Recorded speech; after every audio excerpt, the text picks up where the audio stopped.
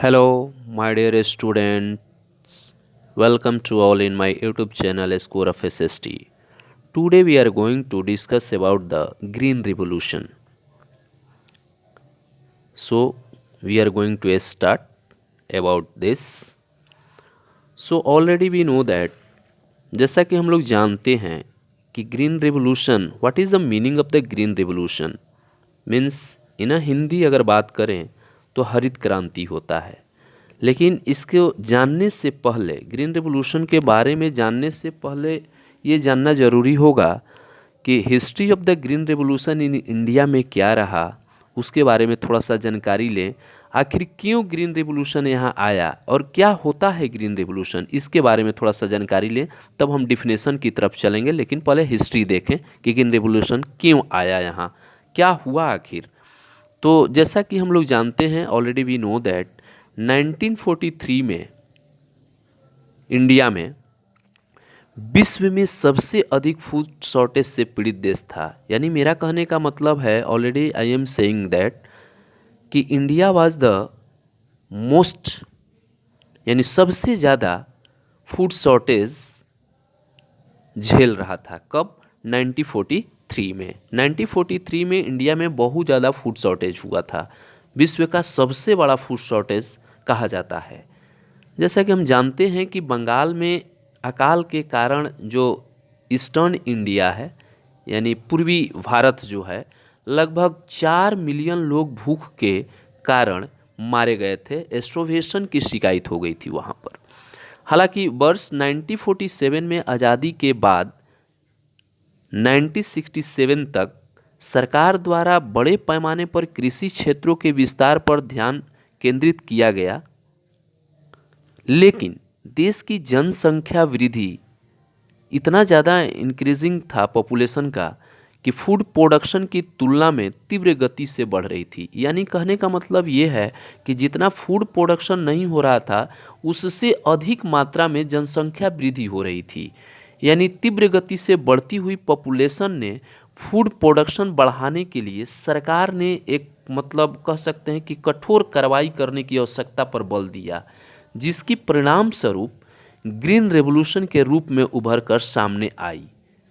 तो इंडिया में green revolution उस अवधि को रिप्रेजेंट करता है जब इंडियन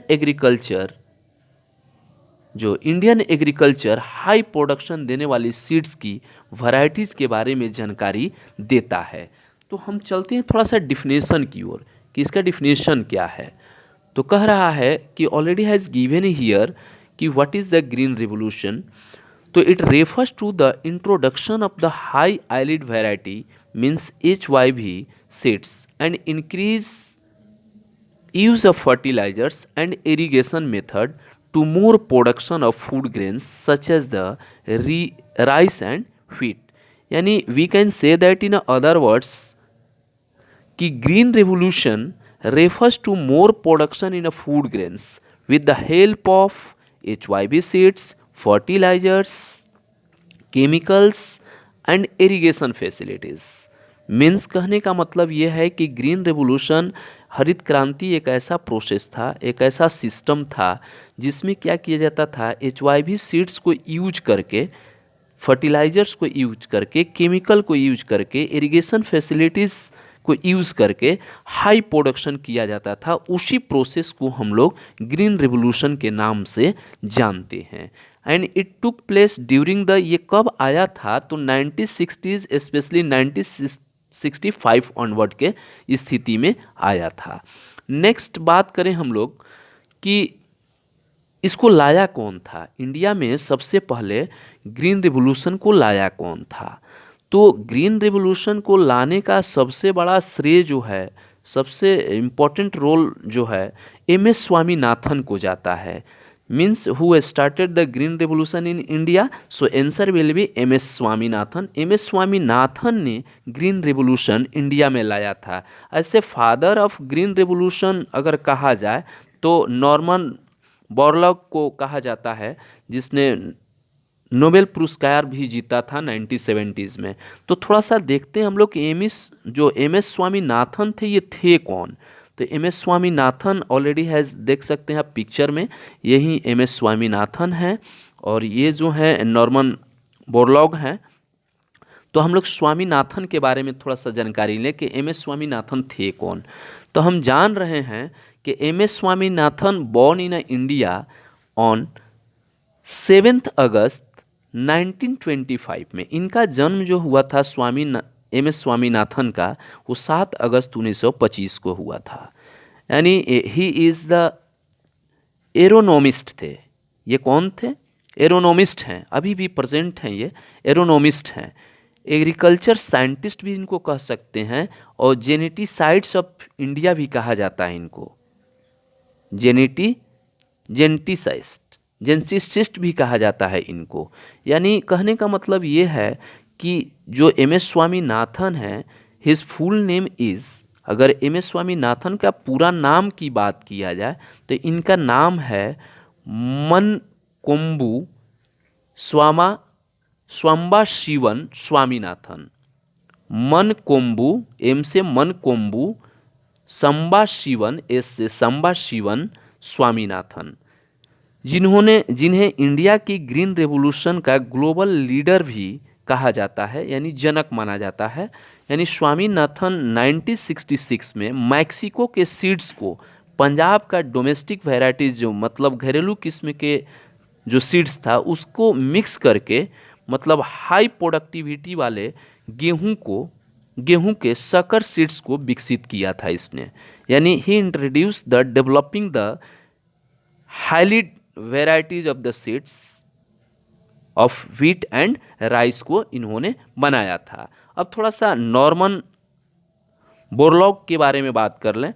तो बोरलॉग जो थे, यानी इनका पूरा नाम जो था नॉर्मन अर्नेस्ट बोरलॉग था, जिन्होंने नोबेल पुरस्कार विजेता एक अमेरिकन एरोनोमिस्ट भी थे, एग्रीकल्चर साइंटिस्ट भी इनको कहा जाता है, जिन्हें ग्रीन रेवोल्यूशन का फादर भी कहा जाता है। इनका जन्म जो हुआ था 25 मार्च 1914 में संयुक्त राज्य अमेरिका में हुआ था। तो यहाँ तक हम लोग देखें। अगला चीज़ देख रहे हैं इसमें कि feature of the green revolution की विशेषता क्या थी। तो सबसे बड़ी विशेषता इसका ये था कि it provide the high variety of the आइलेट सीड्स, यानी उच्च क्वालिटी वाले, उत्पादकता वाले ये सीड्स प्रोवाइड करने का काम किया ग्रीन रेवोल्यूशन का पहला फीचर्स। दूसरा फीचर्स ये है इसकी विशेषता कि it provide the chemical fertiliser for improving the condition of the soils, यानी with the help of the chemical fertilisers it improving the condition of the soil के फर्टिलिटी को ये बढ़ा दिया। किसके हेल्प से? तो केमिकल फर्टिलाइजर्स के हेल्प से। तीसरा इसकी विशेषता सबसे बड़ी चीज़ थी कि it provide the latest agricultural machineries for harvesting and threshing etcetera. तीसरी इसकी विशेषता ये थी कि ग्रीन रेवोल्यूशन में डिफरेंट टाइप्स के इक्विपमेंट और मशीन यूज किया जाता था, जिससे एग्रीकल्चर करने में, यानी मॉडर्न फार्मिंग करने में कोई प्रॉब्लम नहीं हो रही थी, यानी just like a modern farming बन गया था। तीसरा। चौथा चीज़ था कि it provide the pesticides and insecticides. It also provide the pesticides, कीड़ा मकोड़ा मारने का भी इसमें मेथड आ गया था, यानी पेस्टिसाइड्स और इंसेक्टिसाइड्स भी यूज किया जाता था, यानी इजी वे में। इस तरह का सीड्स था कि वो पूरी तरह से वो सर्वाइव कर लेता था पेस्टिसाइड्स और इंसेक्टिसाइड डालने के बावजूद भी। तो इस तरह से ग्रीन रेवोल्यूशन की ये विशेषता हम लोगों ने देखा। उसके बाद में हम बात करेंगे कि why green revolution is important for our country. अपने देश के लिए ग्रीन रेवोल्यूशन क्यों महत्वपूर्ण रहा, इसके क्या मतलब, वजह क्या था। तो पहला वजह ये था, ये क्यों इम्पोर्टेंट था कि it help to produce more food. ये क्या करता था? मोर फूड प्रोडक्शन देने में, मोर फूड प्रोड्यूस करने में मदद किया। दूसरी चीज़ है कि it prevent the starvation of the many people, यानी भूखमरी से बाहर निकालने में ये मदद किया, इसलिए ये बहुत इंपॉर्टेंट था। सेकेंड इंपॉर्टेंस ये है कि it also resulted in a lower production cost. और क्या किया? इतना मोर प्रोडक्शन होने के कारण क्या हुआ कि हमारे इंडिया में जो कॉस्ट ऑफ द प्रोडक्शन था, सीड्स, जो फूड ग्रेन्स का दाम था, उसको कम करने में भी ये मदद किया। एज ए परिणाम देखने को मिला, sale price of the produce जो था उसको घटाया। ठीक है, तो कहने का मेरा मतलब ये है कि it also result in a lower production cost को भी कम करने का काम किया, इसलिए ये इम्पोर्टेंस था हमारे लिए। तीसरा इम्पोर्टेंस ये था कि it improve the economic lot of the farmers. क्यों कह रहा है कि फार्मर के कंडीशन में भी इम्प्रूवमेंट किया। क्यों किया इम्प्रूवमेंट में, ये इसलिए किया कि इसमें ग्रीन रिवोल्यूशन मेथड के माध्यम से जो भी लोग मॉडर्न फार्मिंग मेथड से जो कृषि करते थे, एग्रीकल्चर करते थे, उनके प्रोडक्शन बढ़ जाता था। तो किसानों के पास क्या होने लगा कि सरप्लस होने लगा। सरप्लस का मतलब हो गया कि जितना उनके रिक्वायरमेंट था उस रिक्वायरमेंट से अधिक प्रोडक्शन होना स्टार्ट हो गया। तो उस प्रोडक्शन को किसान क्या करने लगे, सेल करना स्टार्ट कर दिए मार्केट में। तो इसीलिए कहा जाता है कि ग्रीन रिवोल्यूशन जो है फार्मर के कंडीशन को, इकोनॉमिक कंडीशन को भी इम्प्रूव करने में मदद किया था, यानी their standard of the living greatly improve कर दिया था किसानों को। इसलिए कहा जाता है कि it is a very important for the our country, इसलिए बहुत इंपॉर्टेंट था।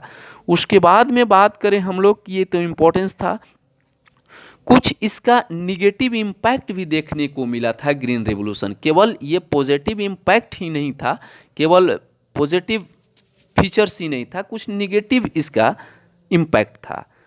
मॉडर्न फार्मिंग बोलिए इसके या ग्रीन रिवोल्यूशन के रूप में बोलिए, तो क्या इसका भाई निगेटिव इम्पैक्ट था। तो करता क्या था कि लॉस ऑफ फर्टिलिटी, यानी कहने का मतलब ये है कि मिट्टी की जो उत्पादकता थी, यानी जो क्षमता था, उसको ये लॉस कर देता था। क्यों, ड्यू टू रीज़न है कि farmers they used more pesticides, fertilizers and chemical use करने के कारण जो सॉइल, जो मिट्टी की क्षमता थी, उत्पादकता क्षमता जो थी वो कम हो जाती थी। तो ये सबसे बड़ा निगेटिविटी था इसका।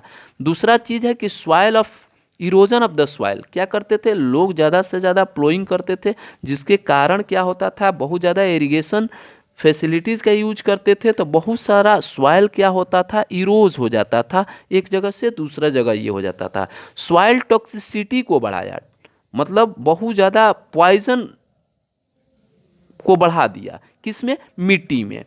और क्या किया कि decreasing the water resource, water resource को ये क्या कर दिया, डिक्रीज कर दिया, यानी वाटर लेवल क्या हो गया, बहुत ज़्यादा नीचे चला गया। क्यों, क्योंकि जब तक हम अगर इरिगेशन का यूज़ नहीं करेंगे, ग्रीन रिवोल्यूशन यानी HYV सीड्स में अगर इरिगेशन फैसिलिटीज़ नहीं हो तो मोर वाटर यूज हो रहा था उस समय। तो इसलिए क्या हुआ कि जो लेवल ऑफ द वाटर था उसका क्या किया, डिक्रीजिंग ऑर्डर में चला गया। तो ये सब निगेटिविटी देखने को मिला। और क्या देखने को मिला कि population of the underground water, यानी sorry, pollution of the underground water, क्या किया कि अंडरग्राउंड जो वाटर था उसकी पोल्यूशन को बढ़ा दिया। क्यों, क्योंकि हम लोग बहुत ज़्यादा फर्टिलाइज़र यूज कर रहे हैं, पेस्टिसाइड्स यूज किया करते थे। तो इसलिए जो भी पानी जो अंडरग्राउंड में रीच कर जाता था, सीपेज करके जाता था, उसमें पोल्यूशन बढ़ गया। उसके बाद क्या किया कि increasing the incidence of the human and live stock disease, ये क्या कर दिया, लोगों में डिजीज की मात्रा को बढ़ा दिया। क्यों डिजीज बढ़ गए भाई, तो इसके पीछे वजह है कि हम क्या कर रहे थे कि मोर प्रोडक्शन के चलते क्या कर रहे थे, डिफरेंट टाइप्स का पेस्टिसाइड्स, फर्टिलाइजर्स, केमिकल यूज करते थे, जिसके कारण उसका न्यूट्रिशनल जो था वैल्यू वो कम होते चला गया। और हम जो भी उसको यूज किए, ग्रीन रेवोल्यूशन HYV सीड्स के माध्यम से जो भी हम प्रोडक्शन किए, उसमें क्या हुआ कि बहुत सारा केमिकल्स, मतलब एक फ्रूट्स के रूप में हम लोग खाएं, इसीलिए क्या हो रहा था कि increasing the incidence of the human and the livestock disease को भी क्या किया, बढ़ावा दिया। तो there are so many negative impact of the green revolution and modern farming. तो आई होप दैट, मैं आशा करता हूँ कि आपको मेरा लेक्चर समझ में आया होगा।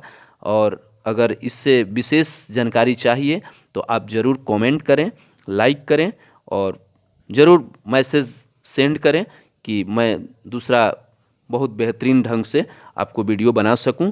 Thank you for watching, like and subscribe my video. Okay, bye bye.